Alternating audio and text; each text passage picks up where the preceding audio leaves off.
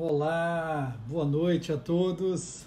Estamos aí no Medicina do Conhecimento para uma live bem diferente da que estamos acostumados. Hoje vamos falar sobre vinhos naturais e, por que não, qualidade de vida. Esse é um conceito do Medicina do Conhecimento, trazer ciência e informação a qualquer momento, em todo lugar. Então, hoje nós vamos receber o viticultor, o Roger da Bodega Cats, que já entrou aqui. Esperar que ele aceite aí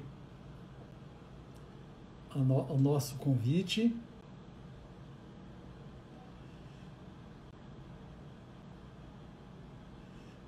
Vamos lá, entrar aí devagarinho. E também com Peter e Leandro, são dois especialistas aí na arte do vinho. Olá, Roger. Olá, Peter. Olá, Como vai? Olá, tudo bem? tudo bom? Vou Como aceitar o estamos? Leandro para a gente começar a nossa conversa. É a primeira vez que a gente faz uma live com 4 integrantes, então vai ser uma bela experiência para todos nós. Verdade, com certeza. Sejam bem-vindos aí. Opa, E Olá, aí, boa boa noite. noite. boa Estou Tudo só noite. bem? aguardando o Leandro aceitar o convite que já foi feito e aí a gente Já começa. está lá o Leandro. Para mim já está aparecendo. Beleza? Então sejam bem-vindos. Eu vou só explicar aqui um pouco do que é o Medicina do Conhecimento, fazer essa introdução para a gente expandir as nossas fronteiras, né? Medicina do conhecimento é um ecossistema digital onde a gente tenta passar conhecimento, informação e principalmente agregar valor. Então, além da ciência e de tudo aquilo, da informação técnica que a gente tem no nosso dia a dia, através dos nossos podcasts e das nossas publicações, a gente também Uhum. quer falar sobre qualidade de vida.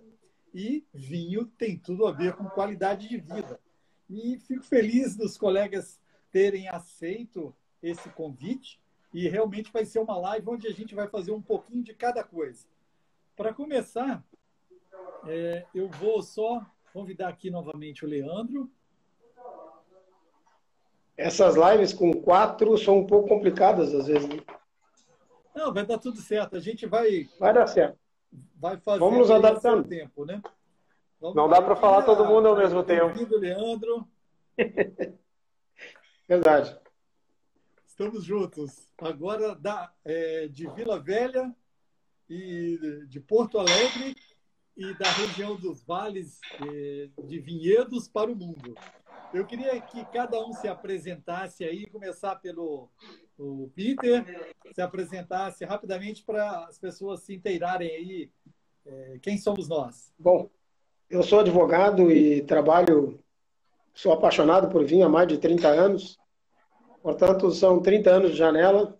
Eu acompanhei todo o desenvolvimento da viticultura no Brasil, desde o tempo em que eles só forneciam uvas para os grupos franceses, né, a Moët Chandon, a Forestier, depois começaram a abrir suas vinícolas. Então são 30 anos de litragem. Hoje em dia a gente procura mais linhagem do que litragem. Mas esse amor que eu tenho pelo vinho, eu acabo transbordando e eu tenho que compartilhar com as pessoas. Eu me sinto muito feliz quando eu consigo participar de lives como essas, ou quando eu dou aulas naqueles encontros online que nós vamos explicar durante a live. Eu fico muito feliz quando as pessoas entendem o quão profundo é o mundo do vinho e o quão ligado ele está com a vida, né? Então, o tema de hoje é da vinha ao vinho, eu diria que é da vinha à vida. Porque vinho é vida, né? Vinho é cultura, vinho faz parte dos povos desde os tempos bíblicos. Agora eu passo a palavra para o Roger explicar um pouquinho como é que ele foi abduzido pelo vinho, né, Roger? Boa noite. Sou o Roger, eu sou de Taquara. Eu produzo aqui na minha residência os vinhos e mais ou menos isso que tu falou. Eu não sou de família de produtor e me atirei nessa vida de vinhateiro aí. E depois posso contar um pouquinho mais para vocês, como foi toda a minha trajetória. E é isso aí. Eu vou passar a bola aí para o Leandro agora. Olá, boa noite. Primeiramente aí, Pablo, parabéns, tá, pela iniciativa. Parabéns aí pelo Ensino do Conhecimento, projeto que eu tenho a oportunidade de acompanhar e está muito bacana. E muito obrigado pelo convite, por estar aqui do lado de pessoas tão especiais, né? Estar conhecendo um pouco mais de perto, né? Já conheço aí de nome, mas conhecendo de perto é um prazer. Eu sou o Leandro Custer, eu sou sommelier. Tem uma estrada aí um pouco mais curta, né, Peter? Mas muito especial, né? Um pouco mais de 13, 14, 15 anos aí no mundo do vinho, mas de forma muito firme, muito intensa, eu diria nos últimos 8 anos, depois que eu fiz o curso de sommelier, né? Então, assim, eu passei a viver muito esse mundo do vinho, não só bebendo, mas procurando conhecer, procurando ler, procurando viajar para vinícolas, que é uma coisa muito bacana de se fazer, né? O enoturismo. E é como foi dito tudo aí, né? O vinho ele é uma bebida muito diferenciada, muito diferente das demais, né? Ele nos inspira, né? E agrega muita coisa, agrega as culturas. Isso que eu acho muito bacana no vinho. O vinho tem o poder de agregar de uma forma diferente aí, tá? E a gente vai conversando mais aí ao longo da live. Que bom, sejam bem-vindos, então. Obrigado, Gabriel. Um grande abraço para você também. A gente vai interagindo aqui aos poucos aqui com as pessoas que entrarem na nossa live. Bom, hoje o tema vai um pouco além do vinho. Nós vamos falar de vinhos naturais. Eu queria abrir para vocês, na verdade, eu sou, um embaixador aqui, eu vou tentar dar espaço, né, para nessa conversa, para a gente entender aí o que são vinhos naturais, o que eles se diferenciam do resto dos vinhos que todos nós comumente provamos e compramos habitualmente no nosso dia a dia. Bom, o que acontece? Para começar, o vinho natural ele só começa da vinícola para os tanques. Antes, nós não temos vinho natural, nós temos a área da viticultura. E na área da viticultura, nós temos basicamente 4 tipos de tratamento da viticultura.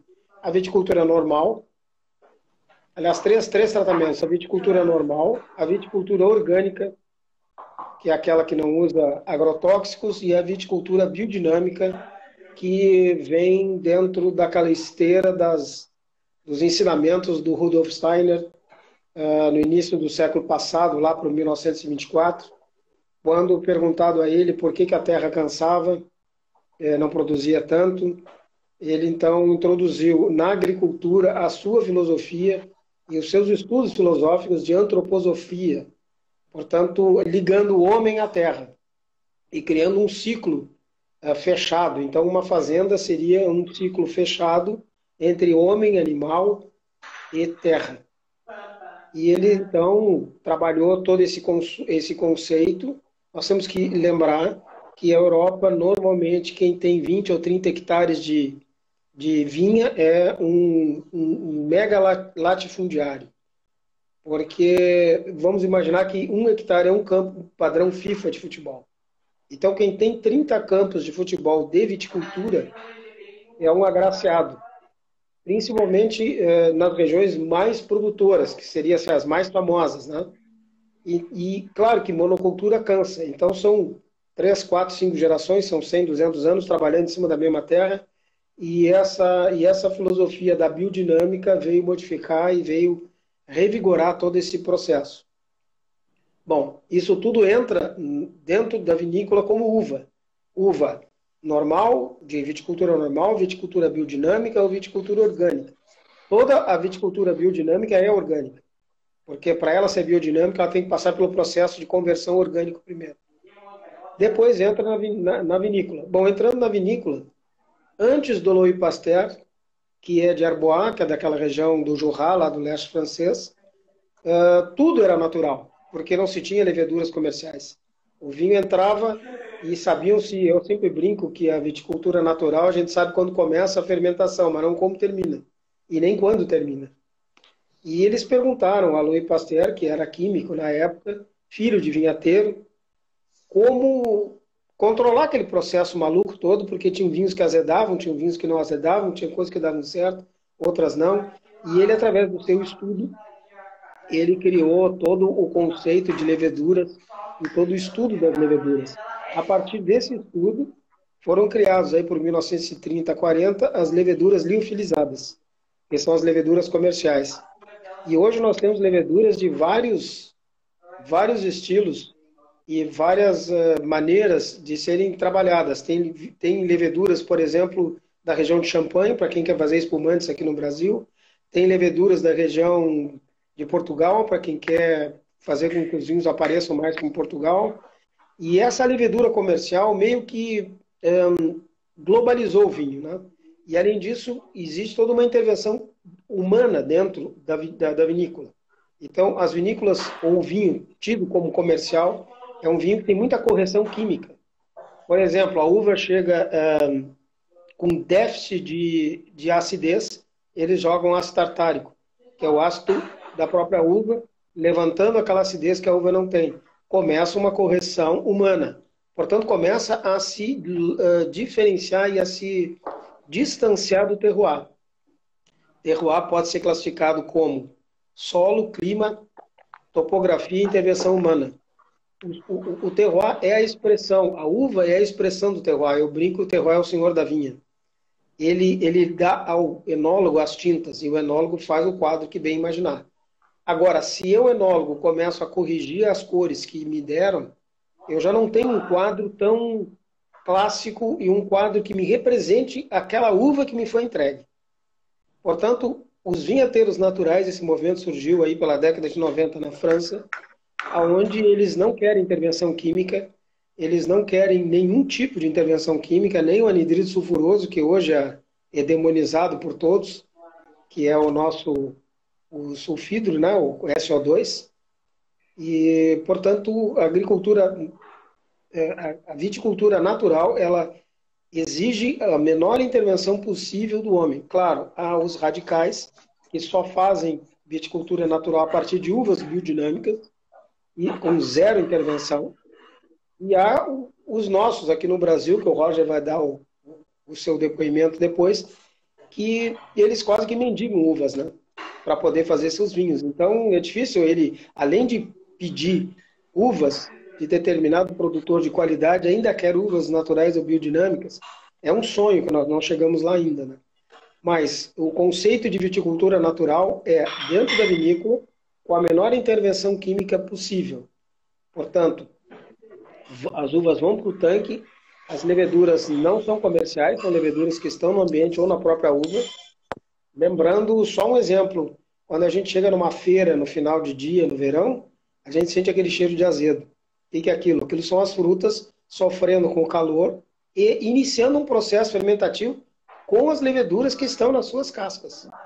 É dentro desse princípio que se faz o vinho natural.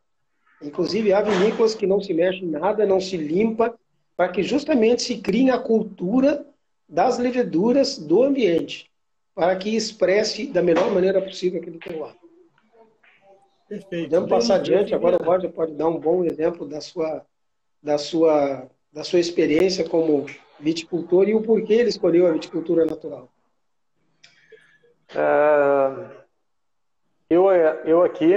Eu pratico ela natural, mas é como tu falou, é bem difícil tu encontrar produto que não leve a agrotóxico hoje, né? Então, é muito difícil. Eu conheço, acho que 2 ou 3 produtores. E eu pratico a mínima intervenção. Eu trabalho com um pouco de SO2, que eu acho que vale a pena, porque senão tu pode também corre o risco de perder toda a produção, né? E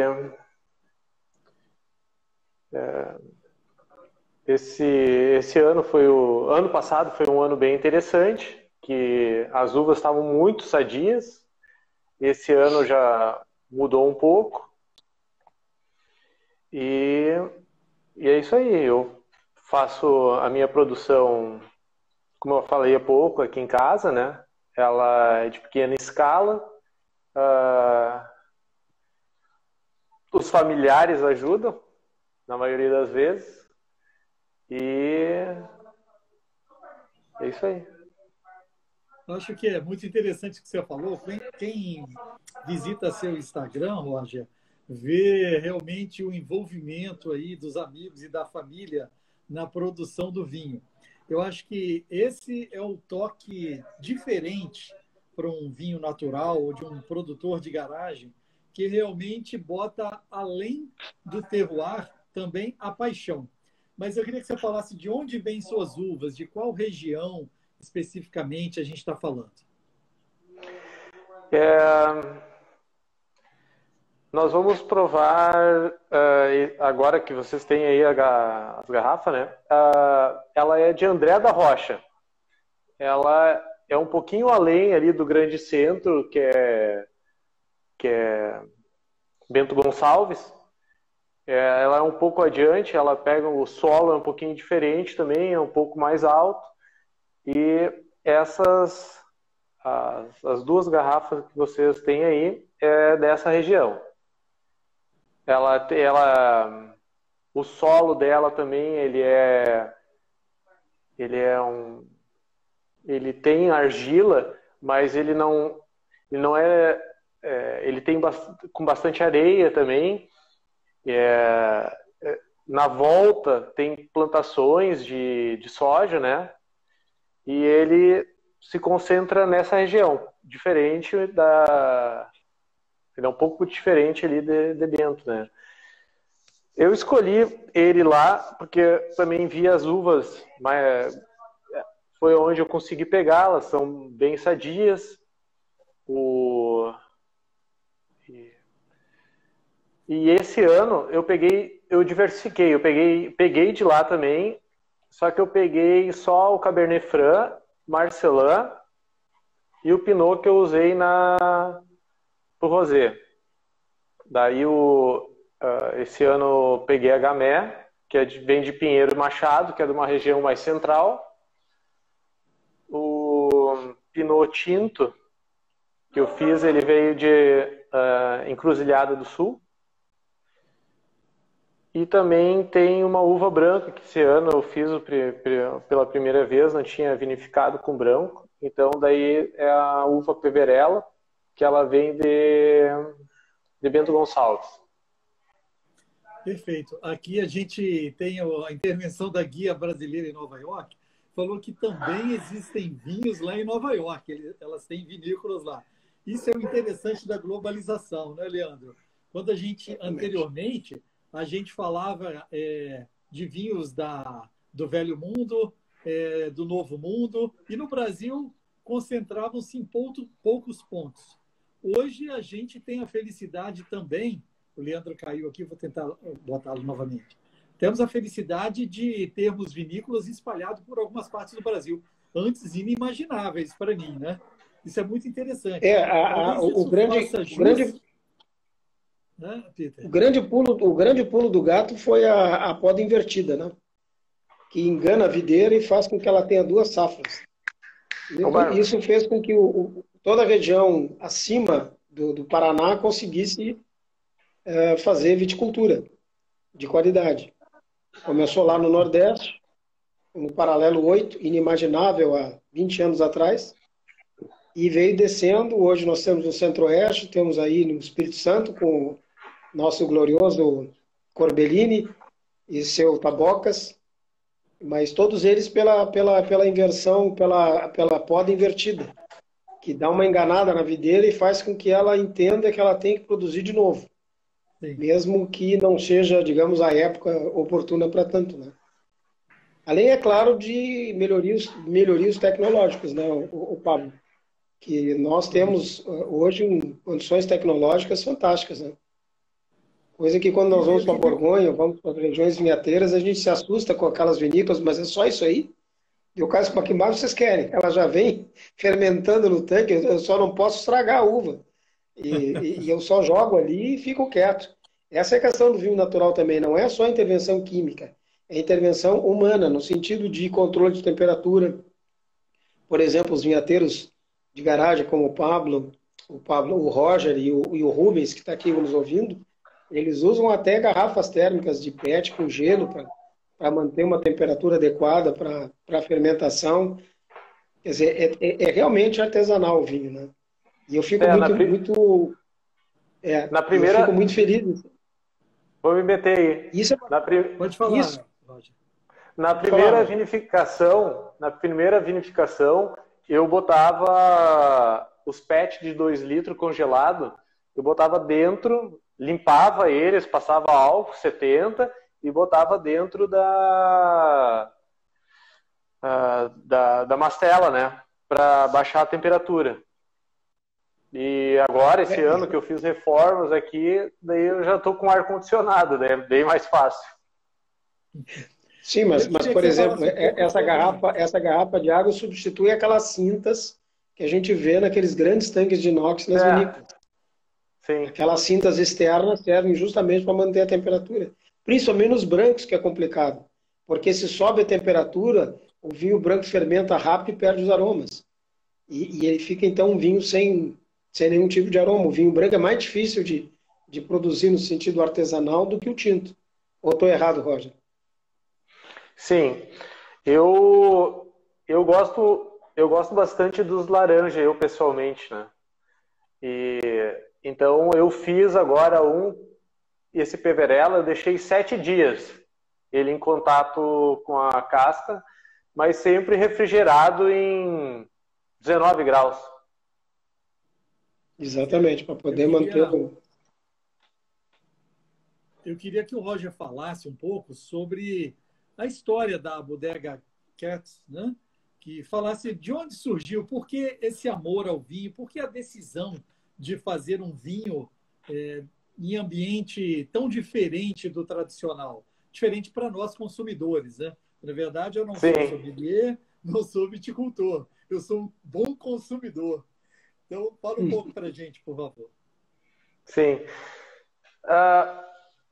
Minha família, como eu falei há pouco, ela não é de origem italiana, é alemã, mas os meus familiares, ninguém produzia, né? Então, a história começou, já faz um bom tempo, foi quando eu comecei a namorar minha esposa.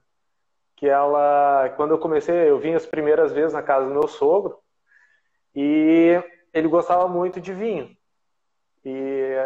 E a história começou ali, porque a primeira vez que eu vim jantar com ele, ele estava com vinho em casa, e foi engraçado até que minha sogra disse: Clóvis, oferece aí pro Roger o vinho. Daí ele prontamente falou assim: olha, para tomar o meu vinho aqui, tu vai ter que ler. Tá me ouvindo bem aí? Sim, perfeitamente. Sim.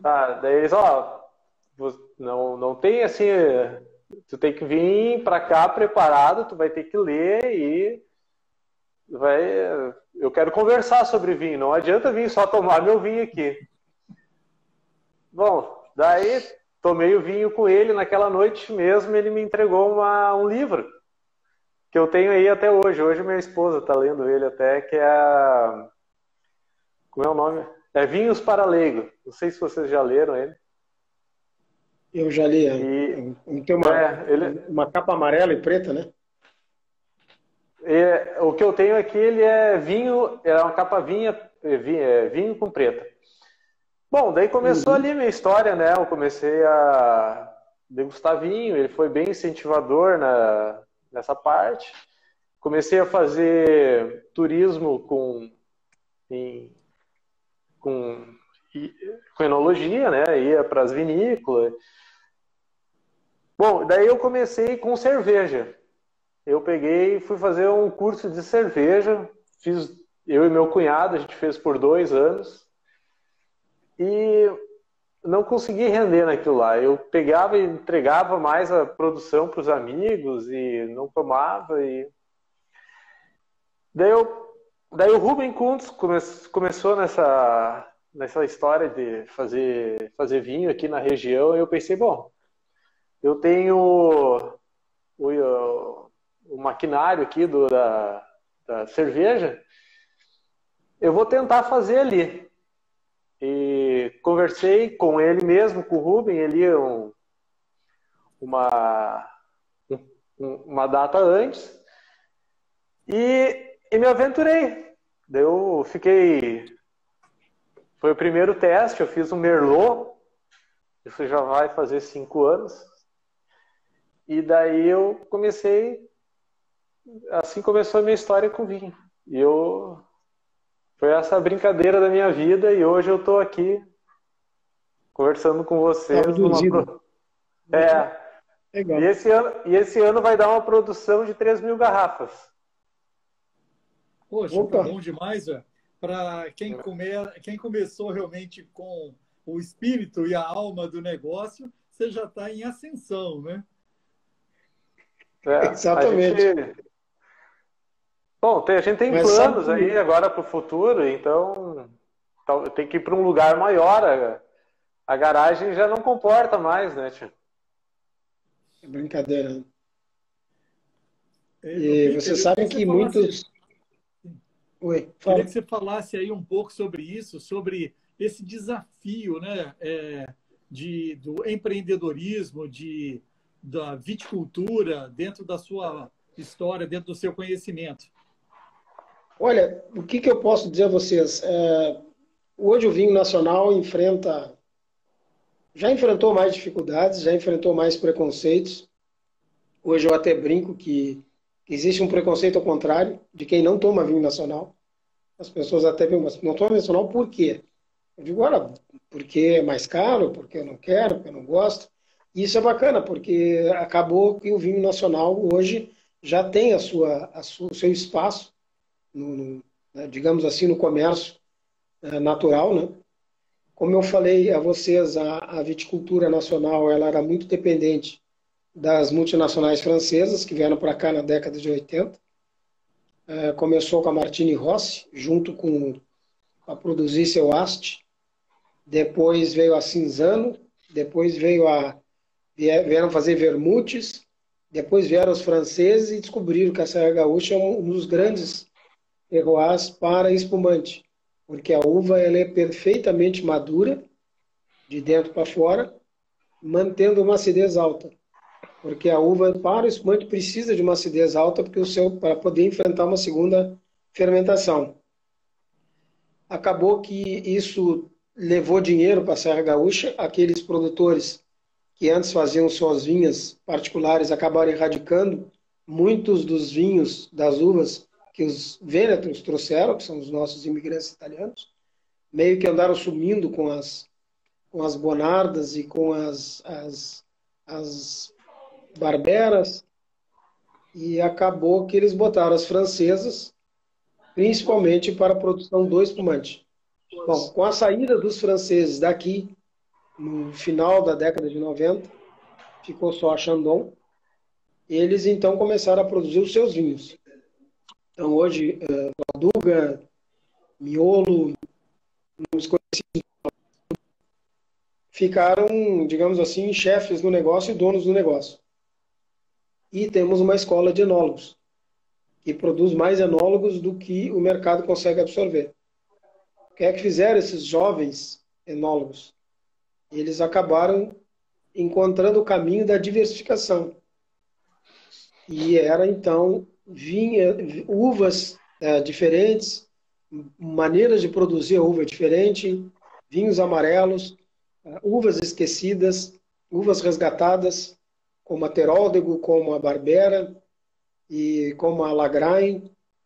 A Peverella é outra que era produzida em lote com a Chardonnay, e acabaram encontrando seu espaço. Hoje nós temos aí o Perdigueiro, por exemplo, o Cão Perdigueiro, que é um produto bem conhecido já e diferente, que produz inclusive vinhos tidos como finos com a uva Isabel. Foram encontrando seu espaço. E eu acho que a terceira onda foi justamente essa dos vinheteiros nas garagens. E muitos deles vindo da cerveja. Porque para todo equipamento feito para cerveja, de qualidade, com tanques de inox, para fazer vinho, tu tens tudo ali. A única coisa que tu não precisa é do misturador, do mosto do malte, porque o vinho não precisa disso. De resto, tá tudo ali. E aí, então, entra a cultura, entra aquele prazer de ter a uva, entra o prazer de produzir seu vinho, e entra o prazer de, como tu disseste, juntar famílias, amigos, e fazer como se faz na Europa. Os vinhos naturais de pequenos produtores na Europa é uma festa para a comunidade. Digamos que o bairro participa, como se Vila Velha, todos os bairros de Vila Velha, de Porto Alegre, de Taquara, tivessem a sua produção de vinho. Vamos lá no bairro tal ajudar o fulano a fazer vinho. Depois nós vamos no outro bairro ajudar o outro a fazer vinho. E todos se ajudam no campo, todos se ajudam na viticultura, todos se ajudam na poda e todos se ajudam a produzir uva de qualidade. Porque não existe vinho sem uva de qualidade. Uva que não tenha qualidade, eu preciso ter intervenção química ou eu terei um vinho natural de baixa qualidade. Portanto, uva de qualidade, eu posso escolher se eu quero viticultura, se eu quero vinificar naturalmente ou não. Agora, para trabalhar na vinha, nós temos o ano inteiro, e é um trabalho árduo, cansativo. Mas na Europa, isso, como eu estou dizendo, são 4, 5 hectares, são 3, 4 campos de futebol. É fácil todos os vinhateiros, que aquele vinho é parte do dia a dia deles, se ajudarem. Isso eu estou achando muito bacana nesse movimento. Porque existem pessoas que têm chácaras, produzem as suas uvas e não querem vender para as grandes multinacionais. E nem para as vinícolas Valdugas e Saltons, que é a Salton hoje é uma devoradora de moscatéis. Se quiserem fazer um espumante caseiro de moscatel, vão enfrentar a Salton, que compra tudo aonde tiver, porque ela precisa de quantidade. Isso eu achei muito bacana nesse movimento. Né? Eu acho isso importante a gente valorizar isso. Eu queria que o Roger falasse um pouco sobre as uvas, junto com o Leandro, sobre essas uvas que foram escolhidas para a nossa degustação. Para todo mundo saber, a gente está aqui com esse primoroso 2 exemplares aí da Bodega Cats e vamos ouvir um pouco sobre as uvas e começar o que interessa aí para os nossos amigos. Vocês estão com qual, Marcelin? Eu estou com o Pinot aqui. Vamos começar no Pinot, então.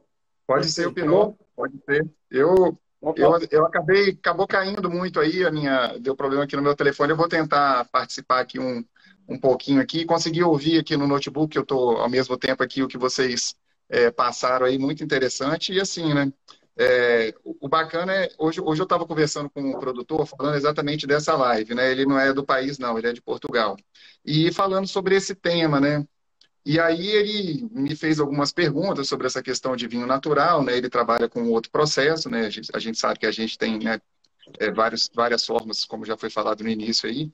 Mas aí eu falei com ele bem assim, não, mas eu sou sommelier, então a gente vai avaliar o que está lá na taça no final, né? Coitado do Roger, lá tem que fazer tem todo o trabalho e tudo, mas a gente vem o que tem na taça. Mas eu já queimei a largada aqui um pouquinho. E assim, o que a gente já fala, né? O Pinot aqui, né? A Pinot, né? A gente conhece, é uma uva originária lá da França, né? Se consolidou lá na Borgonha e depois se espalhou. É uma casta bem delicada, né? Uma casta bem que tem muita delicadeza desde o momento do seu cultivar, da sua produção. E essa delicadeza vem para a taça, né? Então ela tem uma coloração assim própria da Pinot, né? A gente observa que translúcido, né? Estou com uma folha de papel branco aqui embaixo, conseguindo quase que ler as letras, né? Então, uma coloração muito bonita, né? Um vermelho rubi. E já consegui perceber aqui, Roger, né? Como que é interessante, assim, né? O bacana, assim, do tema que o Pablo trouxe para a gente ali, e a gente pensar num vinho desse tipo, que eu aqui já consegui sentir os aromas dele, né, a gente pega aqui fruta ali vermelha, né, partindo para uma framboesa, uma cereja, mas interessante, né, nós estamos no Brasil, né, um país aí, né, novo mundo, e a gente tem um Pinot aqui que bem interessante na minha avaliação, bem interessante mesmo, porque ele remete um aroma de fruta fresca para a gente, né, e a gente sabe que a uva, quando ela é cultivada em climas mais quentes, assim como o Brasil, né, ela vai tender uma uva madura. Essa que, na minha percepção, ela ainda tem uma uva uma fruta fresca, né? Uma cereja fresca ali, uma framboesa, e muito aromático, assim, muito. Quando a gente coloca no nariz, a gente dá logo vontade de beber. A impressão que eu tive, Roger, no vinho aqui, é da gente estar num pomar, sabe? A gente está ali Sim. sentindo o cheiro da fruta dentro de um pomar. Você tá passeando num campo. O seu vinho remeteu para mim muito campo, tá? E é interessante, porque é o vinho natural, né? Assim, então, é interessante a gente, assim, pontuar que muitas vezes as pessoas procuram no vinho, especialmente quando estão começando, elas procuram assim, qual vinho é melhor? Eu quero comprar o vinho no melhor preço, que me ofereça a melhor qualidade, né? E sempre comparando, esse é melhor, então eu vou tomar esse, eu gostei mais desse, então eu gosto daquele vinho. E aqui, assim, a análise aqui eu acho que até passa disso. Aqui o interessante é você tomar algo diferente, né? Quando você cheira o vinho, bebe esse vinho, você está provando algo diferente, né? Então, assim, vou botar na boca aqui, né? Antes de você falar a sua experiência, vou deixar o Peter falar um pouco aí, então, da primeira avaliação, por favor. Primeiro eu queria dizer a todos que estão nos ouvindo como é que esse vinho chegou para vocês aí em Vitória, né? Chegou nessas garrafinhas aqui, ó, bem embaladas, onde eu faço as minhas degustações online, os meus encontros aula, já mandei vinho até para o Nordeste, e vocês podem atestar aí que o vinho está perfeito, né? Como se tivessem aberto a garrafa agora, Perfeito. né? Uhum. Na verdade, eu Segundo, até coloquei para respirar um pouquinho antes, Peter, desculpa aí, porque realmente está bem fechadinho, como se estivesse saindo da garrafa. pois é isso aí. E chega a dar até um estalinho, assim, quando a gente... Porque Uhum. eu uso esse batoquezinho aqui, ó. Eu uso esse batoquezinho aqui de plástico, e isso veda e eu reinvaso, digamos assim, o vinho, né? Bom, eu queria falar um pouquinho da Pinot. A Pinot é a rainha da Borgonha. Ela é uma uva nativa da Borgonha. Quando os romanos chegaram lá, ela já estava lá. E ela tem algumas mutações naturais conhecidas, como a Pinot Blanc, a Pinot Gris, que é a Grigio para o italiano, e a Pinot Meunier, que faz parte do tradicional corte Champagne, junto com a própria Pinot Noir e a Chardonnay. Por exemplo, a Gamay é uma mutação da Pinot com a uva Goa, que também se cruzou com uma mutação da Pinot Noir, que é a Blanc, e criou a Chardonnay. Para ver como essa uva é fundamental na região da Borgonha. Ela realmente dá as cartas muito bem dadas naquela região. E ela é o que eu chamo de uma uva tinta de alma branca, porque ela tem todas as características de um vinho branco, ela tem frescor, ela tem aromas, e ela tem leveza, e ela tem taninos muito delicados. E se eu pudesse adjetivar essa uva, eu diria que ela poderia se chamar elegância, né? A Pinot Noir, para mim, pode se chamar elegância, porque é a perfeita roupa de gala, a perfeita elegância. E os bons Pinots trazem, para o meu sentir, um certo toque de couro, um certo suado, né? Um certo suor de cavalo, como a gente chama. Quem entra num galpão de fazenda, onde as celas suadas e usadas durante o dia dormiram, vocês vão entender o que é cheiro de couro de cavalo suado. E ela traz um certo terroso. Isso depende do clone que usaram. Já um clone chileno já é mais para um goiaba, para um moranguinho. Esse Pinot para mim é um Pinot à la Borgonha. Um Pinot realmente agradável, onde tem aromas de frutas verdes, frutas vermelhas, puxando para cor e caça. E eu gostei muito do vinho. Roger, parabéns. É safra 2020, safra nossa. Tá cortando um pouquinho aí. Eu não ouvi o que tu falou. Qual o ano de produção, por gentileza? E queria que O você Pinot, falasse um pouco. Sim. O Pinot esse aqui é 2020. Eu encontro esses aromas também, o terroso, eu encontro também uma fruta vermelha, morango, eu acho morango. E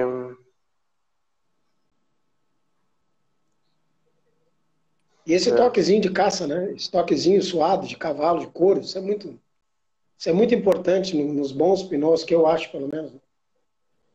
O Peter falou uma palavra aí que eu acho que resume muito bem, a elegância, né? E eu Sim. queria saber de você se você ficou satisfeito com o resultado dessa safra aí. Nós, pelo menos, ficamos aqui na degustação. deu certo, eu vendi todos eles. Isso é sinal de que teve sucesso, né? Tu sabe, Mas tu sabe que claro que eu peguei em lugares diferentes, né? O 21 agora, ele ficou mais claro e ele tem outro aroma. Ele tem o terroso também, mas ele tem mais fruta, Porque eu já estou provando ele, né? Eu tenho em casa que eu já fico provando. Apesar que eu dei uma garrafinha pro Peter, ele já tomou também, né, Peter? O 21 aí. já foi toda. Eu fiz uma degustação online dessas de aula da Borgonha. E aí eu disse, não, já que eu tô todo, digamos assim, abduzido pelos pinôs da Borgonha, eu vou abrir o do Roger para comparar, né?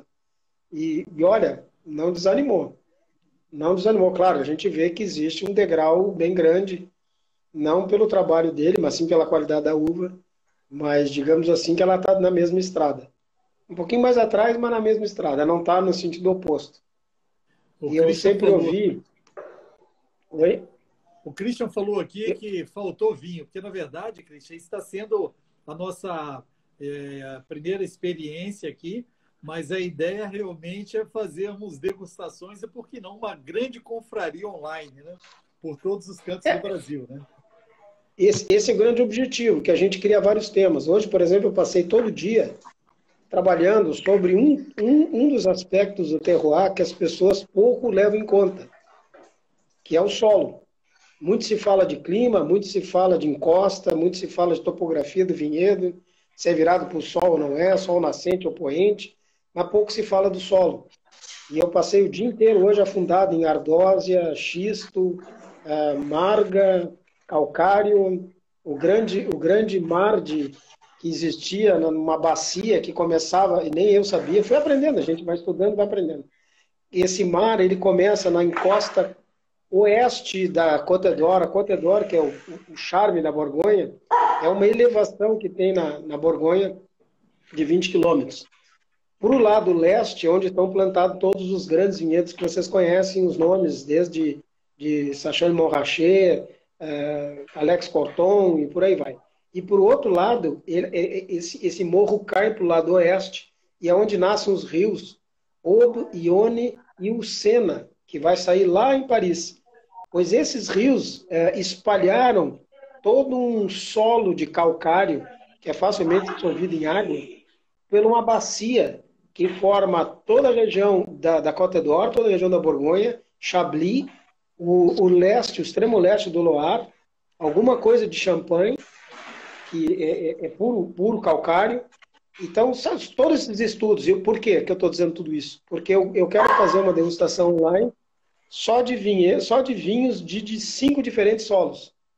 Então, nós temos xisto, que nós temos o Douro, nós temos ardósia, que nós vamos botar um grande Riesling, nós temos um Chablis, que nós podemos botar ou um Chablis ou um Sauvignon Blanc da região de Chablis. Depois nós temos a Marga, que é uma mistura de calcário com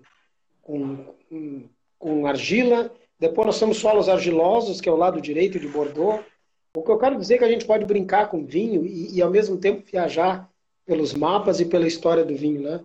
Através dessas degustações online. Esse é o motivo da gente também apresentar as garrafinhas e bater um papo sobre eles, né? Para ver que é mais ou menos esse molde que a gente usa, né? Leandro, agora eu acho que seria interessante a gente passar para o outro vinho. Para o Marcelin, para dar um pouquinho de tempo. Vamos. Marcelin combinou, né? Vou contar a história um pouco dele. Por favor, Roger. Esse aí, ele é 2019.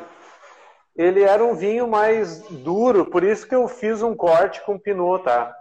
E como eu estava também aprendendo, né? Então fui fazendo o teste. Eu Eu deixei ele bastante tempo com a casca. Eu deixei uns 10, 12 dias. E não sei se vocês notam isso também. Eu acho ele mais tânico, ele com uma carne vermelha. Ele Mais acidez. Ele tem mais acidez, ele tem mais corpo, mais volume também, de boca. Essa aqui é a última garrafa que eu tenho. Não sei se dá para ver ali, ó. O nome é Otto. Porque antes eu usava o nome da minha bodega, que era a Bodega Otto. E quando eu fui registrar o ano passado, mesmo a pessoa, um outro grupo registrou, e daí eu troquei. Eu acabei botando meu sobrenome nos rótulos também. Eu vi até no seu Insta, o Roger, um dos seus seguidores lá perguntando colocando as duas garrafas, né? Otto e Coates, e perguntando assim, né? Como que é aqui, né? Mas agora eu também fiquei sabendo, então, a explicação aí do Otto aí. Mas eu concordo com vocês aqui, aqui já tem uma potência até aromática, né? E já ataca mais o nariz, assim, a gente já sente uma explosão até maior de fruta aqui, eu achei, né? E aqui já uma fruta mais madura, né? Eu sinto um pouco uma fruta mais madura, uma fruta mais negra, né? Até bem interessante, bem didático esses dois dias. Ficou bem, assim, para a live aqui, que é bem interessante a gente ver, assim, a percepção de uvas distintas ali, né? E aqui tem um toquezinho defumado, eu achei nele, hein, Roger? Bacana, assim, porque mas diferente, né? Assim, não passei madeira, exatamente. Né? Isso que eu ia destacar, não passou por madeira, que é comum a gente sentir isso em madeira, e aqui tem um toquezinho defumado, puxa um pouquinho de couro também. Aqui nesse aqui eu até senti, assim, essa questão do couro, assim, um pouquinho mais. Couro A Marcelin é importante. É importante falar da Marcelin. A Marcelin, ela foi criada em laboratório em 1961. É um cruzamento da Cabernet Sauvignon com a Grenache, ou com a Garnache. Por isso que a gente sente toda essa potência de boca. Se a Pinot Noir é adjetivada como elegância, a Cabernet Sauvignon é poder. É power absoluto, né? Poder 10, né? Porque ela é forte, ela é presenciosa, ela é patrolona, ela patrola tudo, ela engole todo mundo.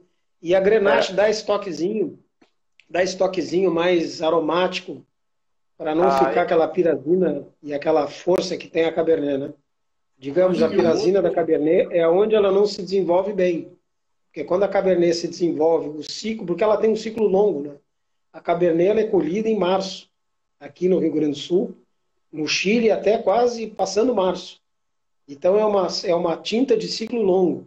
E a Grenache é uma tinta de ciclo curto. E também as duas precisam de muito sol. Agora, a Cabernet, para ela botar para fora toda a sua qualidade, ela tem que ter muito tempo de sol e muito seco. Nada de umidade, nada de chuva.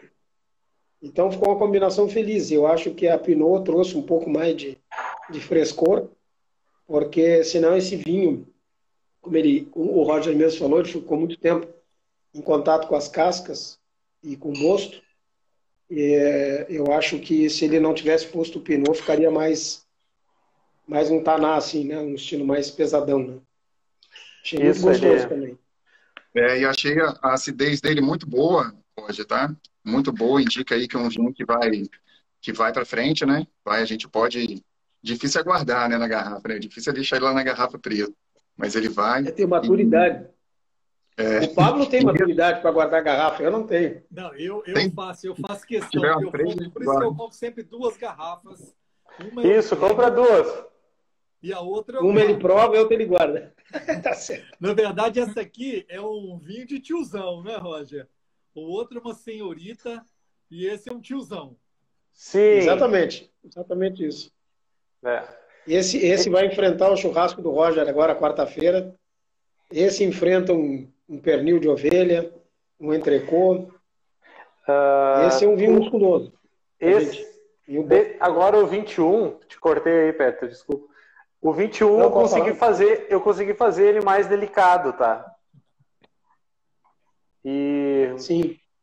Ele chegou perto do Pinot agora, como tu falou, mais feminino, assim, eu consegui trazer ele. Claro que ele tem uma uva mais tintória, mais forte, mas ela tá diferente desse ano aqui, né? Ela tá mais civilizada, né? Você fez o corte? Você fez o corte de novo, Roger? No 21 é o corte ou Marcelin varietal? E vai ser eu fazer ele varietal. A gente precisa, né, Roger, de vinhos fortes, vinhos intensos, realmente. Isso é necessário para a enogastronomia, né? Isso, às vezes, você procura, poxa, o que eu vou fazer agora para realmente valorizar a minha gastronomia, a minha escolha e qual uva eu vou escolher. Então, eu acho que é muito importante ter um varietal intenso, forte. Isso ajuda no nosso dia a dia, né? Eu tentei ter uma outra, mas não consegui uva, tá? Eu queria ter botado na linha junto aqui o Teroldego, mas eu não consegui a uva no final porque teve problema de clima aí, a produção diminuiu, então da onde eu ia pegar, ele não conseguiu me entregar, então foi uma pena, eu queria ter feito o Teroldego.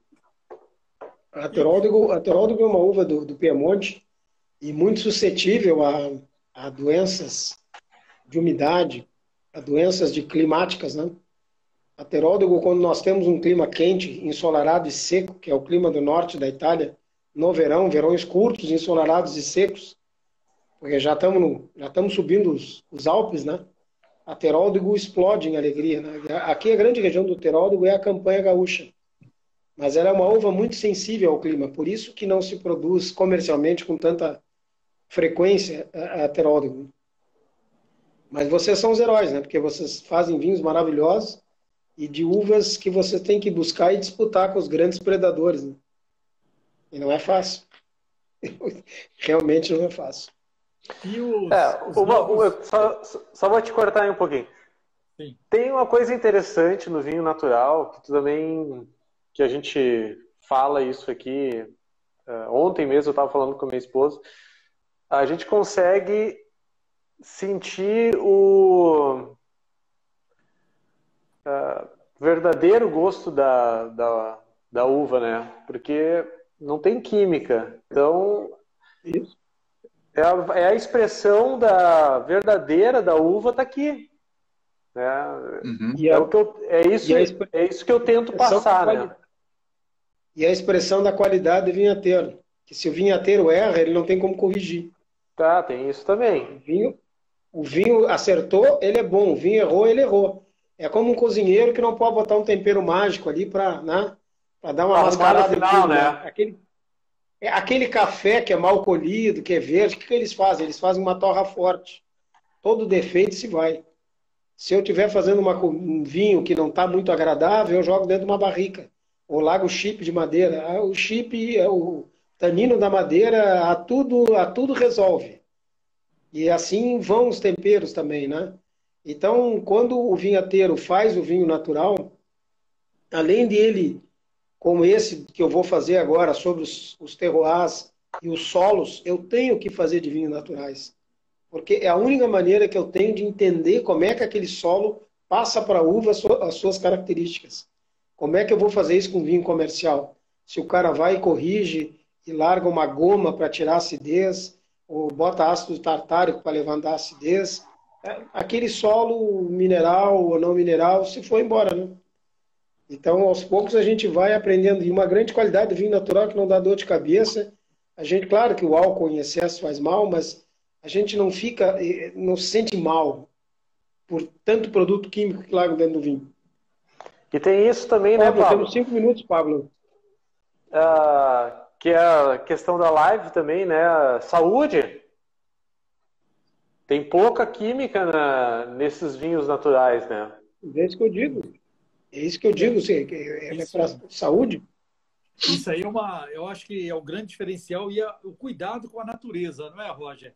A expressão realmente da conexão entre o produtor, o viticultor e a preocupação com a sustentabilidade. A gente está aqui chegando nos últimos 5 minutos dessa live. Eu queria abrir aí para o Roger para deixar aí os novos projetos, se dá um spoiler aí do que nós teremos aí com essa colheita, com essa produção atual, né? E, rapidamente, um abraço aí de cada um para a gente finalizar e poder gravar no nosso IGTV. Rapidamente, então, eu até tenho que agradecer 2 parceiros aí que me forneceram uvas, que é o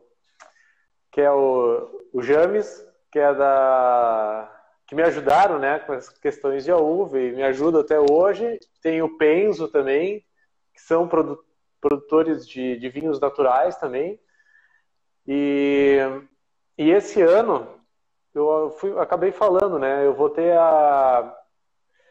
ter o Cabernet Franc, que é de André da Rocha. Eu vou ter o Marcelin de André da Rocha. Eu vou ter o Peverella de Bento.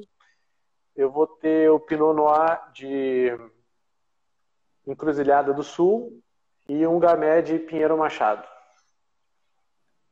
Temos muito a esperar. Bom, eu tenho a agradecer ao Pablo pela oportunidade, para mim, de apresentar o meu trabalho, das garrafinhas, das aulas online, ao Roger pelos vinhos, ao Leandro, que já participou de uma outra nossa, o Pablo também, você já conhece o sistema. E eu tenho a agradecer aos viticultores naturais. Eu antes tinha um certo preconceito contra esse vinho. Não era nem preconceito, era um não conceito, eu não conhecia. E eu agora não tenho mais um não conceito, eu tenho um conceito. E agradecer também ao Rudolf Steiner por ter entendido lá atrás, no século passado, os grandes visionários sempre pensam antes, essa integração homem-natureza, né? Quer dizer, uma boa terra produz um bom alimento e o vinho é tratado como alimento e ele traz para nós um alimento saudável, com resveratrol, com todas as qualidades que o vinho tem, sem as intervenções químicas. Então, nós estamos, assim, efetivamente, dentro das nossas casas, online, mas com um pezinho na grama e na natureza. Tá bom? Perfeito, Leandro. Agora, Pablo. Foi um prazer, tá, Peter? Foi um prazer estar aqui com você. Pablo, muito obrigado pela oportunidade. Uma honra, né, você ter nos convidado aqui, né? E Roger, né, deixar um abraço, parabéns pelo seu trabalho. Tá? E a gente quer ter seu vinho aqui, tá, Roger? A Adega Mari Montanha, você sabe que já me cutucou aqui do lado, né? Sabe que é da minha esposa, a gente trabalha com vinhos assim bem selecionados, gostamos desse perfil, temos essa vocação, né? Minha esposa tem essa vocação, e a gente conversa aí e vai ser um prazer trabalhar com você também daqui para frente. Pablo, obrigado pelo convite, hein? Eu que agradeço o tempo de vocês, agradeço a todos que entraram. Essa live vai ficar gravada no nosso IGTV. Peço que compartilhem e vamos partir para novas lives, novos temas, sempre com um brinde a todos, a saúde. Um brinde, a saúde. Tchim, tchim. Brinde. Obrigado a todos e seguimos juntos. Força e coragem. Saúde e conhecimento, Paulo. Saúde. Um abraço. Um grande abraço a todos. Obrigado por tudo. Pelos nossos internautas, e acho que o que nós temos é que divulgar o vinho, o bom vinho, e mostrar a todos como é importante essa interação de conhecimentos, né? E eu estou com alguns vinhos aqui do Roger, e gostaria de depois, quando ele tiver os vinhos 2021, nós marcarmos uma enoconfraria ao velho e bom estilo que ele já tinha feito com o Rubens e os seus vinhos. Aí nós faremos com os do Roger também. Tá bom? Perfeito. Obrigado a todos. Até mais. Obrigado a todos. Seguimos em frente. Boa noite. Boa noite. Grande abraço. Boa noite. Um abraço.